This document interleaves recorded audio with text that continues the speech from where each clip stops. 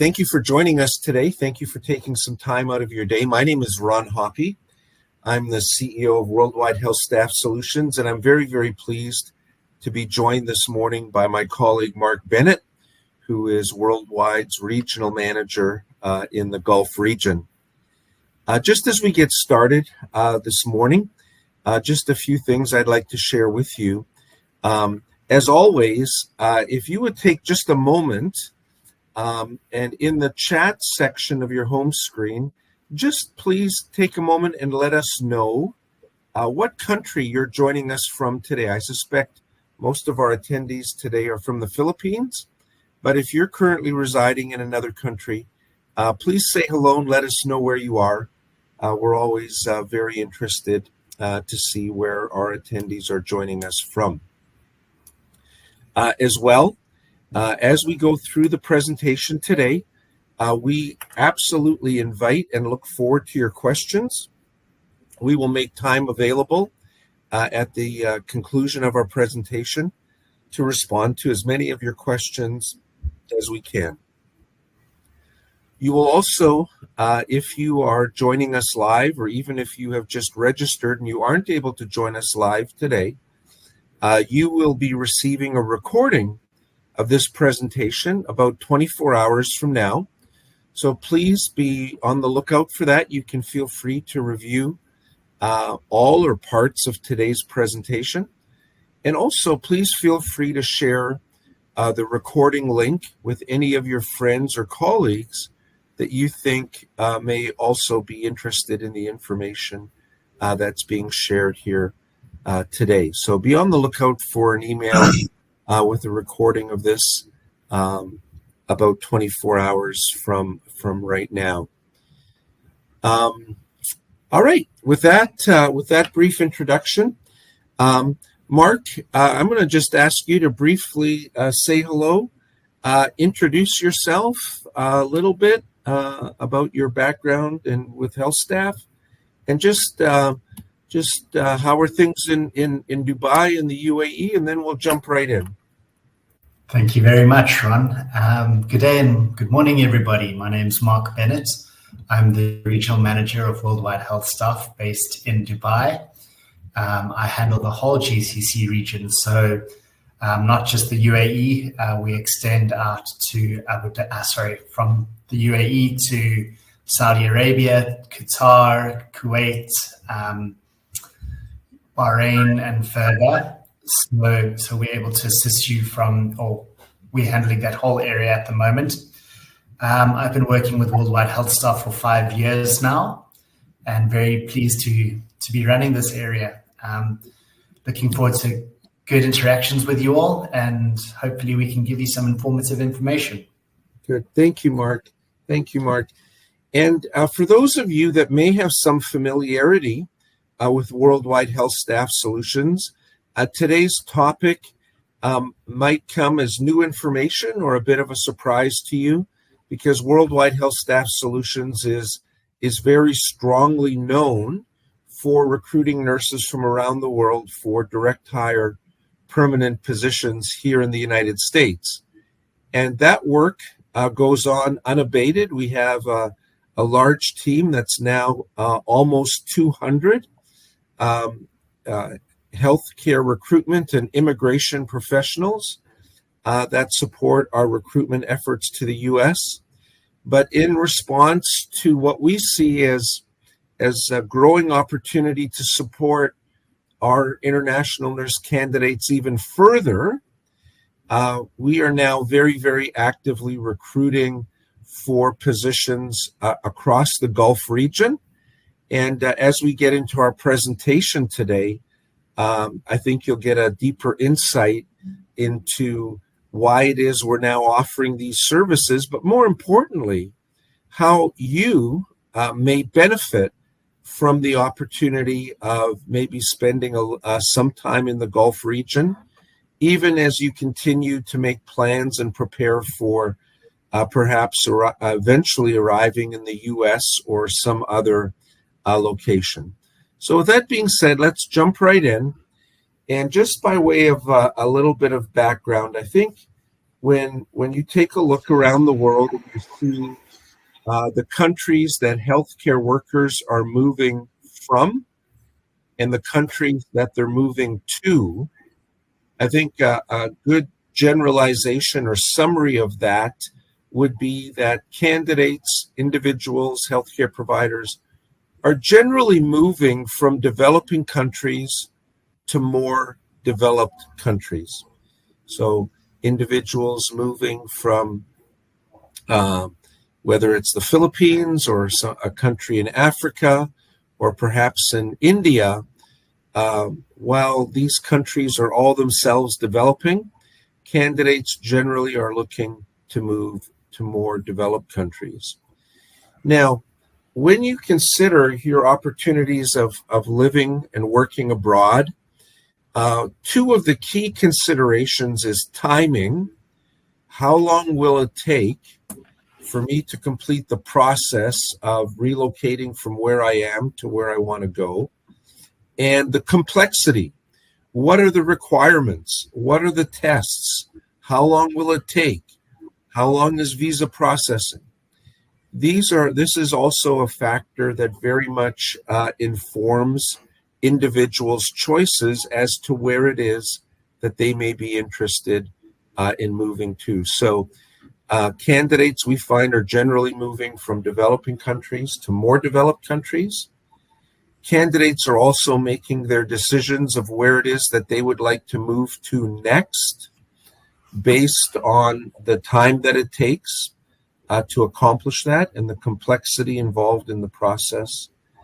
And then increasingly what we find is that healthcare professionals in particular, when they make a move from their home country to a second country or they make their first international move, very often it's no longer your last move. So increasingly the healthcare workforce around the world is becoming mobile, and we see a very significant proportion of our applicants that when we're recruiting for the United States, in fact, we're recruiting them while they are working in places other than their home country. So just a couple of quick observations and some high-level sort of perspective setting. Mark, I'll turn it over to you. You had mentioned in your introduction, the Gulf spans a wide area. Can you maybe just take a moment and explain or share with our guests today, when we refer to Gulf region, exactly what countries and the large cities that we would be referring to? Sure, Ron. So at the moment we're handling the whole Gulf region, as mentioned, but when we say the Gulf region, we're referring to countries such as Saudi Arabia, Qatar, Bahrain, the UAE. Oh, there's a couple more that have skipped my mind now. But Oman and Kuwait, yeah. So we have clients in all the major cities in these areas. We're handling those areas at the moment. Mark, maybe just take a moment. I know there's, in particular, when you mention the country of Saudi Arabia, there's a lot of sort of images that come to mind and sort of maybe even some stereotypes that come to mind. Yeah. But both you and I have had the opportunity of visiting Saudi Arabia multiple occasions in recent years. Can you maybe just take a moment and speak to the progress that's underway in Saudi Arabia these days? Yeah, absolutely. So Saudi Arabia is one of the countries that is just changing and developing on a daily basis. We've seen Saudi adopt a much more Western lifestyle. A lot of the restrictions that were placed on all people. So, there's previous stories of candidates or females not being able to drive there or people having to cover up. All of these stories are very outdated. It's no longer happening in Saudi Arabia. It's a country that's really developing, and with the new leadership that's coming into power in Saudi Arabia, it's going to continue, and I really think it's going to be a world superpower in the next few years. It's just one place that nothing's unachievable there. If they've got an idea, they will put money into it, and they will make sure it happens. So it's really adopted a much more comfortable lifestyle for any expats that plan on living there. Yeah. Okay, Mark, thanks. And I think, even further evidence of that is, we see that the investments being made in the healthcare sector in Saudi are very large and very significant. And we're seeing healthcare providers from other countries either establish their own facilities or partner with facilities in Saudi Arabia. So when you think of the Gulf region, it's not just Dubai, it's not just Abu Dhabi, although these are certainly high-profile destinations. But as Mark said, there's active opportunities for employment across Saudi Arabia, in Qatar, Bahrain, Oman, and even in Kuwait. And as I look at the roster of candidates that we currently have in process for the U.S., we virtually have recruited dozens, if not hundreds, of applicants from each of these locations. So back to my earlier comment that increasingly healthcare professionals around the world are becoming more mobile, and the first location that they migrate to now, in most cases, really isn't their final stop, because their goals are still to reach, whether it's the U.S. or Australia or Canada. So just wanted to give a good overview of the Gulf. I think the Gulf region, when you compare the opportunity of going there compared to maybe some other countries that you would consider to be a stepping stone, I think there's a couple of things to consider when you think about, well, why would I want to move to the Gulf? And I'll kind of just call these out at a high level, and Mark, and you maybe just add some color to this. The first is personal development. The opportunity to move from your home country, the requirement to leave friends and family behind and move to a new place, a new culture, have to make new work colleagues, new work acquaintances, etc. This is a very, very significant time in applicants' lives, and certainly a time of great personal development. I think also professional development. The Gulf region has an increasingly very modern healthcare system overall. Many new facilities have been built in the last 10 or 15 years and continue to be built today. These facilities often have all the latest technology, often have Western-style leadership and management. So you have not only the opportunity for personal development, but also a very significant opportunity for professional development by working in any of the locations we've called out in the Gulf. And then finally, also the opportunity for economic advancement. Salaries and pay packages in the Gulf region are structured probably differently than what you might be accustomed to in your home country. They're even structured differently than they are here in the U.S. So, Mark, anything that you would add in terms of the Gulf's attractiveness from a perspective of personal, professional development and economic advancement? Yeah. So as an expat myself living in the UAE, I can tell you that it was never my idea to leave my home country and go somewhere else. When the opportunity came about for me, and I did actually leave my home country, living here has absolutely changed my life. The opportunities that come across, just knowing that I can live in a different country and leave my friends and family and everything I know behind. It's one of the biggest growth exercises I've been through in my life. From a personal development point of view, it has its ups and downs. It sure does. And I'm not going to say it's all sunshine and roses, but it's been so good for myself, my family, to move overseas and just live in a different country, see how other cultures and religions work and everything else. That's been huge. Then from a professional development point of view, we all know that the UAE or the GCC region is known for its world-class facilities. If you come here, you'll see some of the biggest names in healthcare have clinics and hospitals here. So once you have that on your CV, it's only up from there.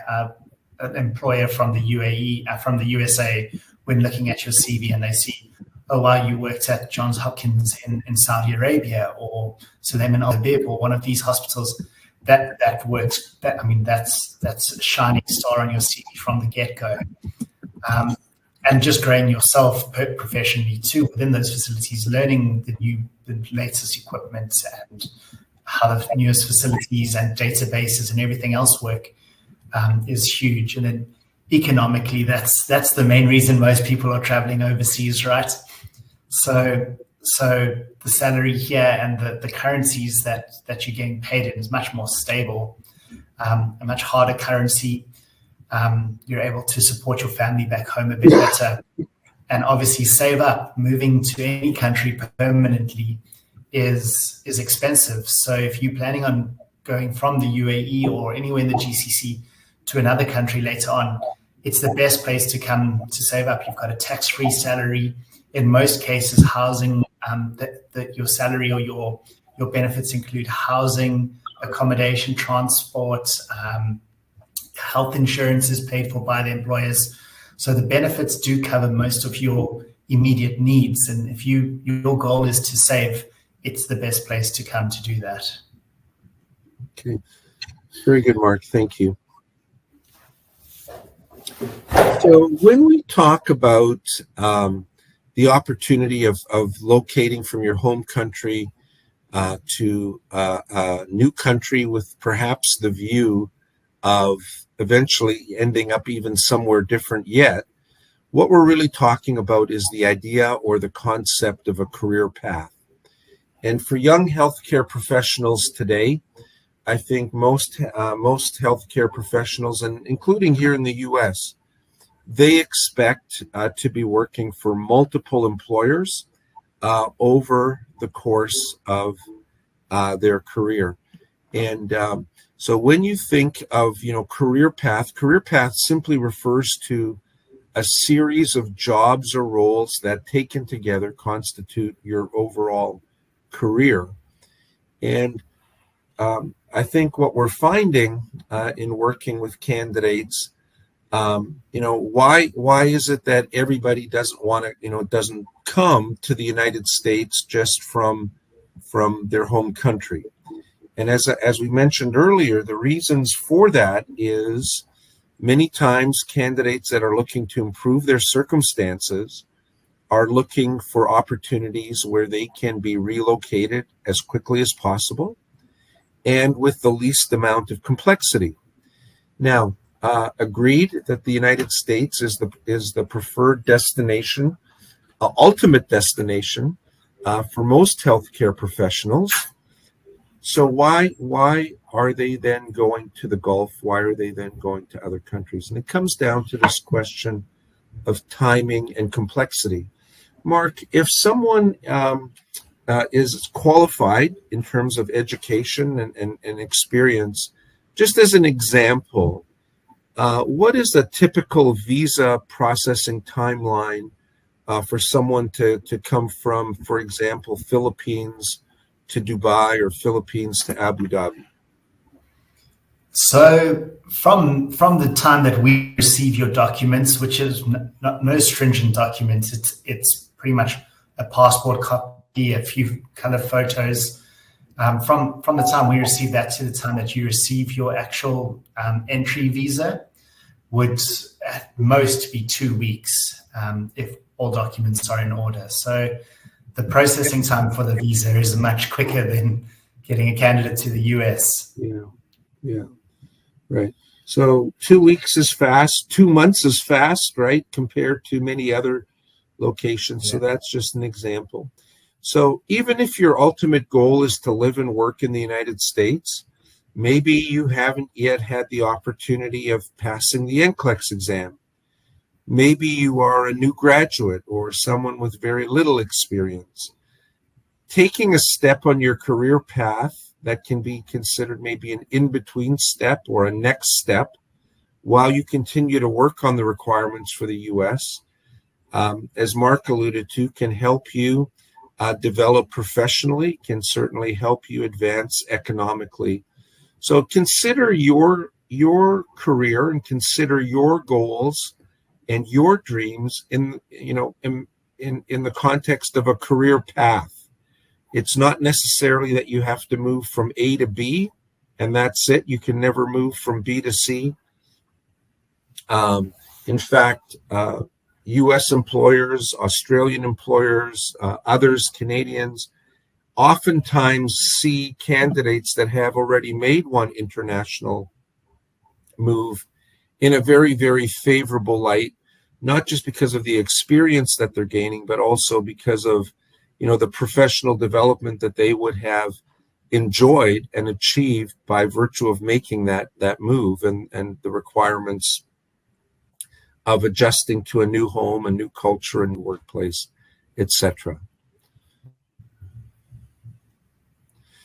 Now, I want to just speak very briefly about licensure considerations in different countries. And this ties back to the thought that I shared right at the outset, and this has to do with complexity, right? How long will it take me to get a visa to a certain location, and how complicated or how long will the process take for me to be able to get a license to practice, right? Because it doesn't matter if you can get a visa in 2 weeks if it takes 6 months to get a nursing license, and vice versa. There's no point. It's a minimal benefit of having a nursing license if it's going to take you a long time to get a visa. So I think most everyone on the call here from the Philippines will be familiar with the Enlex exam requirements for the U.S. I'll speak to those in just a moment. But Mark, maybe just give a high-level overview. We don't want to get into the details, but just in a general sense, what the licensure process is, whether it's in Dubai and you need a DHA license, or in Saudi you need a Ministry of Health license. Just give our guests today just kind of a high-level overview with a rough timeline. Sure. Okay, so to start with, generally every country in the GCC region has adopted the Saudi Arabian model. So whether you're getting a license for Dubai, Abu Dhabi, Qatar, Kuwait, Oman, they've all sort of adopted the Saudi Arabian model, which that includes, first of all, your credentialing. So you get a list of what documents you need from your university or anything else. You send those documents through a process called data flow. They will be checked. That generally takes 4 days to maybe a week. Once you've got your credentialing done, you then apply to write your exam. Depending on where you're going, as Ron alluded to, we've got the DHA exam in Dubai. So I'll use that as my example, but the process is exactly the same for any other country that you're going to in the Gulf region. You book a prometric exam. You go through to a testing center. The booking of the exam, you might have a waiting time of up to 2 weeks, but it's quite minimal. Sometimes you can write the exam almost immediately. You write the exam, and within a day or two, you've got your eligibility letter.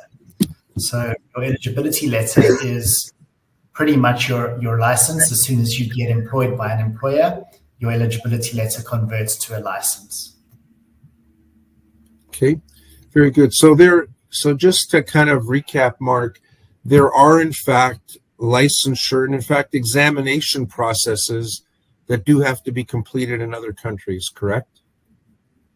Well, they don't have to be in other countries, but it makes, if you've got the license in your home country, it makes you a much more favorable employee. Sure. Your chance of getting employed in another country is much better. Yeah. I maybe didn't say that very well. So in order to get a DHA license or an MOH license, there is an examination to be taken. Correct. Yes, your prometric exam. Yeah. And which can be done in most countries. Exactly. And those exams, from our research and feedback from candidates, are much lighter and not nearly as complex or difficult as the Enlex exam. Absolutely. Yeah.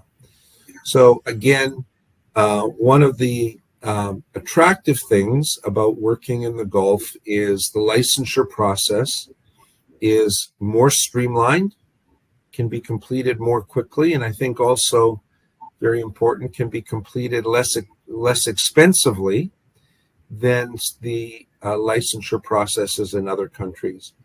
Again, just with regards to NCLEX, I think everybody knows that that's a required licensure examination for the U.S. It's probably also the examination process that takes the longest to apply for. It's probably the most challenging exam. Now, you may be an individual that says, okay, I'm here in the Philippines, and I've got a good position. I'm happy with where I'm at. I'm going to focus on doing everything I need to do to move directly to the United States, and that's certainly a fine option. We're not suggesting that isn't a consideration, but we're, in our time together today, are just wanting to open up and help you consider what options you may have even in the interim in terms of your career path and moving from your home country to a second country, and maybe the U.S. is your final destination, a third country. So when you're considering, what it is, the next step may be on your career path, certainly licensure considerations are important to contemplate, because they have a very strong impact on how quickly you're going to be able to work in your new target country.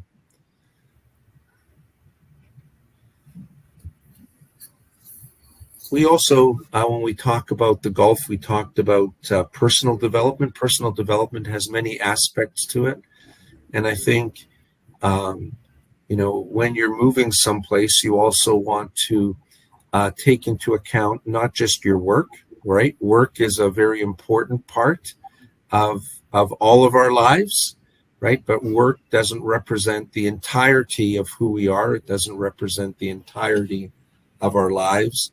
So there's certainly lifestyle considerations to be taken into account. We could do a whole webinar presentation on lifestyle considerations. But Mark, I trust you're able to see this slide. Can you just speak to some of the points here in terms of the positive lifestyle considerations in the Gulf region? Absolutely, yeah. So as I'm sure most people are aware, the Filipino community here in the UAE is huge. You certainly won't feel alone. Moving to a new country can often feel daunting and lonely. You will feel quite at home here as a Filipino moving to the UAE. There's a huge Filipino community. The safe environment is something that's just been huge for myself and my family. We actually moved house last week and had to change our door locks because we've never locked our house since moving here and didn't know where our keys were. So it's just a safe place. You hear amazing stories on a daily basis of people losing wallets full of cash, losing expensive personal items, and everything's getting found. It's a really safe place to live. And then from a housing, food, and transport point of view, these are all benefits that are offered by most employers. Sorry, so your employer in your letter will give you an allowance for housing, food, and transport. Obviously, if you decide you and your family want to live in a larger house or spend more on your food or your transport, that's up to you. But they'll give you an allowance that you can spend for that. Just to take that a little further, there's the nightlife and the restaurants and everything else here. It's really, it's such a fun place to live. So yeah, there's a lot going on. There's a lot to see. Not everything costs money too. So there's a lot of things that you can do without spending money, being able to save. You won't run out of things to do to keep from a lifestyle point of view. The beaches are great. The weather is great most of the year. Sometimes gets a bit hot, but it does that anywhere in the world. Yeah. Mark, if I move from the Philippines to, say, not just say UAE, somewhere in the UAE, right? Am I able to travel in the Gulf region? Or is that not a possibility? No, absolutely. If we're using the UAE as an example, it's a travel hub. It's really easy to travel from the UAE. Many countries will offer you visa-free travels because you've got a UAE or a GCC visa in your passport. So you get visa-free travel to many other countries because of that. In fact, we're recruiting for one employer in Saudi Arabia that's right next door to Bahrain, and there's a bridge that connects that city to Bahrain. So you can literally drive across the bridge. It's an 11-minute drive, and you're in another country. But traveling with a GCC visa in your passport definitely opens up a lot more countries to you. Great. Very good. Thanks, Mark. I know myself, whenever I get over to the Gulf region, visiting many different locations, different countries on the same trip, always a very, very enjoyable experience for sure. So something to consider as well. As I also mentioned at the outset, Worldwide HealthStaff, we're last year had the great privilege of celebrating our 25th anniversary. And as I said, I think most international nurses know that we're the leading direct hire permanent placement recruitment firm for nurses coming to the U.S. But, again, we are now responding to opportunities that our applicants have expressed to us, as well as opportunities that we're identifying with employers right now in the Gulf region and in the future, perhaps even elsewhere. So, given that our primary experience is in the U.S., I think a fair question is why partner with Worldwide HealthStaff? And I think it starts with our 25 years of experience. In those 25 years, we've recruited nurses from upwards of 100 countries. We visited probably 40 or 50 of these countries, which has given us an opportunity to become acquainted with, and in some cases deeply, learning about the local culture, both in the candidate's home country, as well as in countries where we're working with employers, so that we are in a position to be able to provide you with expert level advice, insights, and guidance. We have the ability to support you on your global career path. If you're currently in the Philippines and you say, well, I know it's going to take me 2, 3, or maybe 4 years to get to the United States. In the meantime, I'd like to advance my career. I'd like to advance my economic standing. Well, we can now assist you with that. These are not steps that need to be taken necessarily in a linear fashion, right? So if you come to the UAE on a 2-year contract, we can help you get started on your US application while you're in the UAE. So we're not doing things in a linear fashion. We can support you taking multiple steps in a parallel fashion, so that by the time your UAE or Gulf region employment contract expires, that you're in a place that you're about to receive a US visa. So we have the resources, we have people on the ground in the UAE, as Mark said, to service and work with our employers and candidates in the Gulf region. We have a staff of now almost 100 strong in Manila and Cebu. We've made those investments so we can be as close to our candidates as possible. And everyone is supported by the HealthStaff team here in the U.S. So we certainly have the resources, the expertise to guide you on your global career path. And in fact, if you're a candidate that's working with us for deployment to anywhere in the Gulf region, we will be sure to give you priority consideration for any future U.S. employment opportunities, if that's your desire. So why partner with Worldwide HealthStaff? I think our 25 years of experience around the world, our presence in various countries around the world, and just our track record, our reputation for integrity and honesty, and the resources that we have to guide you at each step of the way. We consider it a high privilege to work with every one of our candidates.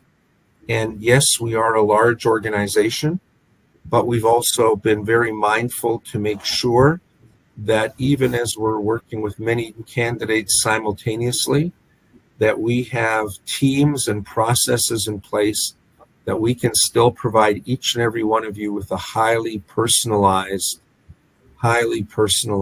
recruitment and immigration experience. So with that, we'll conclude our comments for today, but we're certainly not concluding our time together. We'd like to transition over to our question and answer session. Our colleague CJ is going to join us. He's been with us, and he's been monitoring your questions in the chat section of the home screen. So CJ, thanks for helping us out this morning. And if you'd be kind enough to help walk us through the questions that have been coming in. Oh, yeah, sure. Thanks, Ron. Yeah, I've seen some questions from the chat. So let's start with our first question, and this is from... Hey, CJ, sorry to interrupt. I just had this thought. Okay. Your story, your personal story is a very interesting one. Can you just take 2 or 3 minutes and just share with our guests today a little bit about your journey and how it is that you actually came to work here at Worldwide HealthStaff? Okay, yeah, I was happy to share that to our audience. So, my wife is right now she's working here in the United States, and she started working in the Gulf region. She worked as a nurse in Oman, and that's in the Ministry of Health, and she worked there for 9 years. So that speaks like revelation that working in the Gulf region is good and it's safe. And I agree with Mark that when he said that it's safe, it's a safe place because I lived in Oman for 8 months while waiting for our U.S. embassy interview, and I've seen people there are really nice, and people there don't lock their cars. Like they just leave their cars, they step outside their car and then open the windows, and it's really safe in that country. And also, Mark said that it's tax free.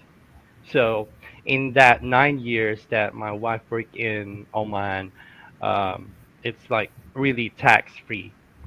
So her offer, her like monthly salary goes to her bank account like full, no deductions or whatsoever.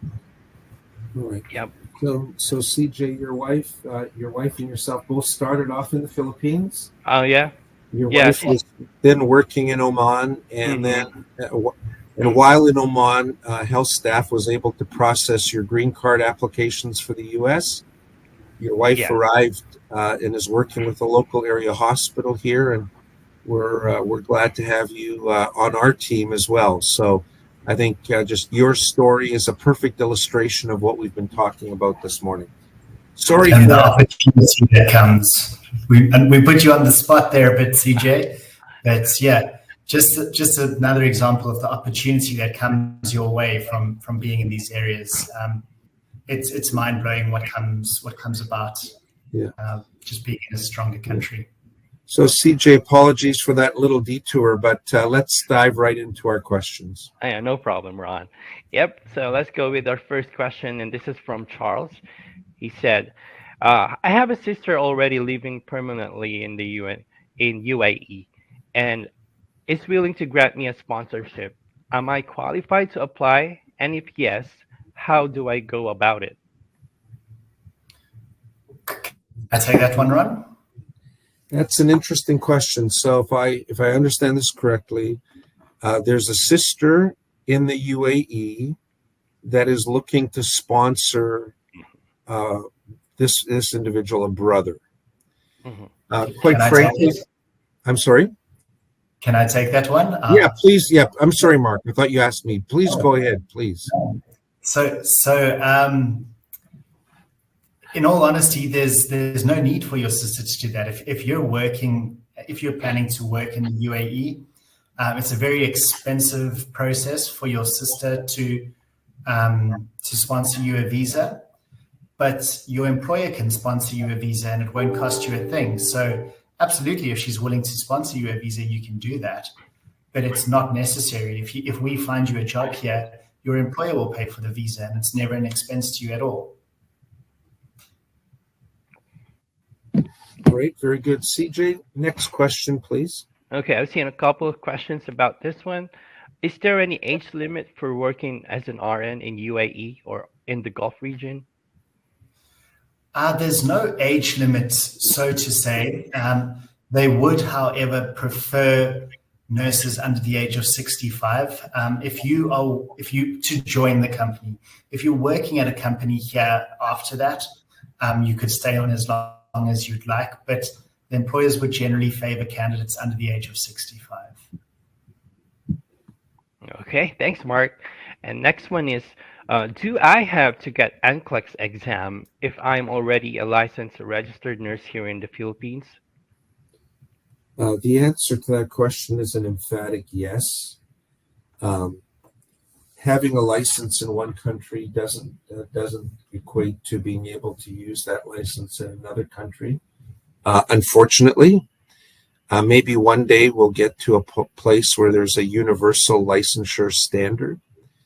But yes, the answer is yes, and there's two reasons why the answer is yes. One is the Enlex exam is the process by which state boards of nursing in the U.S. establish an applicant's qualifications to become licensed as a registered nurse. So you have to take and pass the exam for licensure purposes. And you also have to take and pass the exam to meet the requirements of U.S. immigration. So there's two pretty important reasons right there.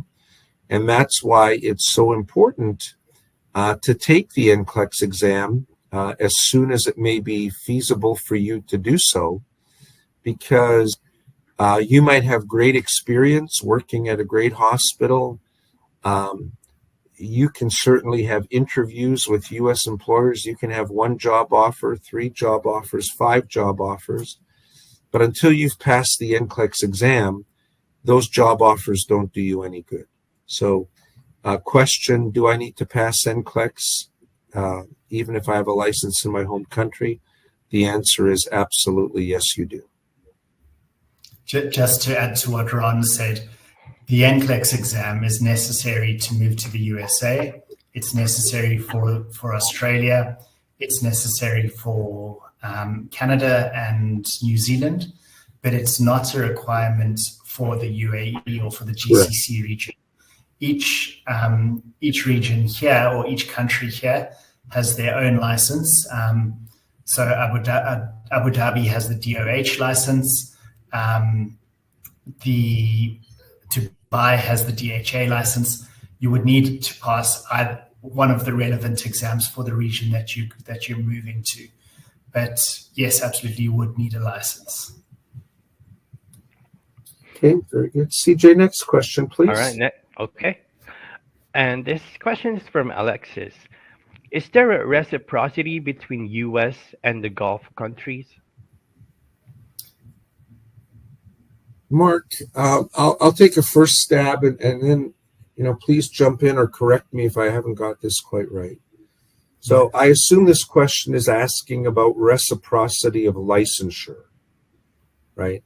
And the short answer, Alexis, to your question is there is currently not reciprocity of licensure between the U.S. and the Gulf region. So what I'm saying is, if you have a Dubai Health Authority license or a Ministry of Health license in Saudi, those licenses are not endorsable or transferable to the United States.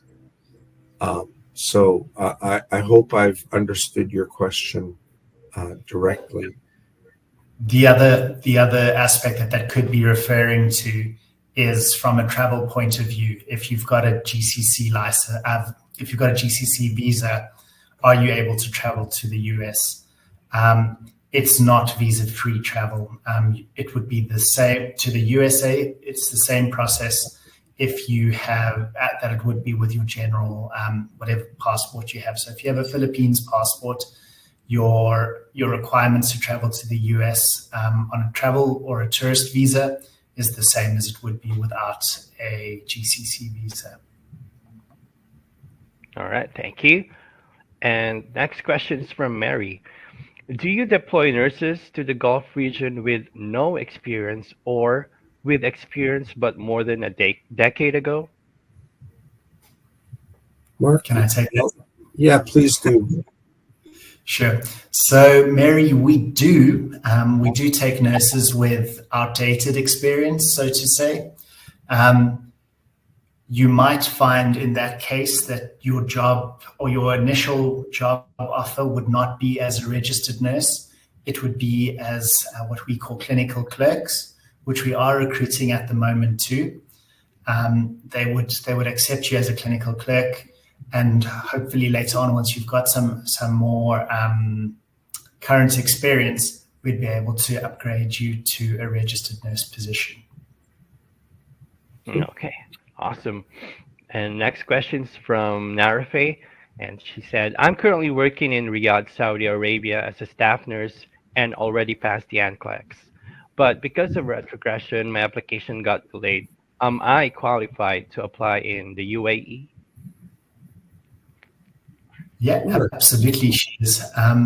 So retrogression is a sad thing that's really affected everybody, no matter where they are in the world at the moment. But if she's a qualified registered nurse in Saudi Arabia, she would certainly be a registered nurse in Dubai or anywhere in the UAE. That would, however, still require her to get the license. She doesn't have to rewrite the prometric exam, depending on her qualifications, but she would be able to get a license here. Okay, thanks, Mark. Next one, I think a lot of our nurses have these questions as well. This is from Hazel. Hello, I would like to know what are the requirements for me to be able to be qualified for UAE Visa as a nurse. And she said she's a Philippine registered nurse and recently passed the Enlex Exam. Okay, so she would like to know the requirements to be qualified as a nurse or to get the visa. Just to I think the visa, Mark. Yeah, so the visa is quite simple. It's a background check that would be done. We would get a few referrals from your previous employers, and you just need to have a valid passport, and then we'll be able to process the visa. It's no stringent requirements whatsoever. Yeah. CJ, I'll just add, I've just advanced the screen here. So for the candidate that posed this question and other similar questions, Mark Bennett's email is up on the screen here. Please feel free to take a note of Mark's email, and please feel free to reach out to him after our presentation today, so that we can give you, the most personalized response possible. Yeah. CJ, do we have any other questions? Okay, let me check that.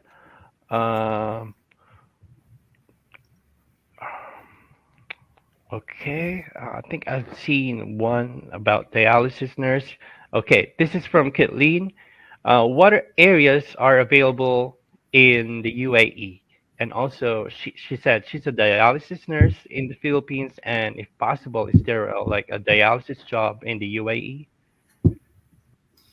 So at the moment, when you say areas, are you talking to departments, or are you talking to location? Yeah, like specialties. Yeah. So if By you're talking department. departments, we're currently recruiting for multi-speciality hospitals and a couple of rehabilitation hospitals. So the multidisciplinary hospital would be recruiting for any and every speciality.